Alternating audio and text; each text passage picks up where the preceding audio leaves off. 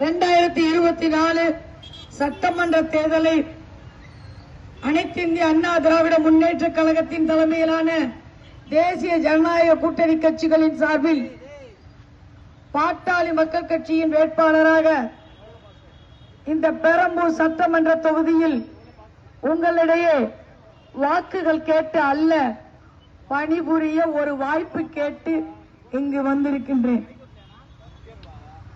தொடர்ந்து 10 ஆண்டுகள் திமுக ஆட்சியில் இல்லாம இருந்துச்சு. 2021 ஒரு வாய்ப்பை கொடுத்தோம். சரி, இவ்வளவு நாளானதுக்கு கிடைச்ச வாய்ப்பை பயன்படுத்தி மக்களுக்கான திட்டங்களை சரியாக செய்வார்கள் என்று யோசித்தால் அது இங்க எதுவுமே நடக்கல.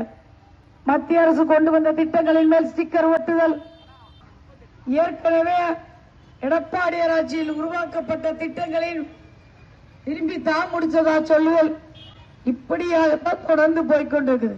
எல்லா மக்களும் திரும்பிய திசையமெல்லாம் டாஸ்மாக் கடை தான் திறந்தீங்கன்னு பார்த்தா கஞ்சா விற்கிற போதைப் பொருள் விற்கிறவரோட ஸ்டாலின் போட்டோ எடுத்துக்கிறார். ஜாபர் சாஹிப்போட ஒரு போட்டோ. அண்ணாமலை பல்கலைக்கழகத்தில் பெண்ணுக்கு பாலியல் வன்புணர்வு செய்யப்பட்ட ஞானசேகரனிடம் தொலைபேசியில் பேசிய அந்த சார் யாருன்னு தெரியல.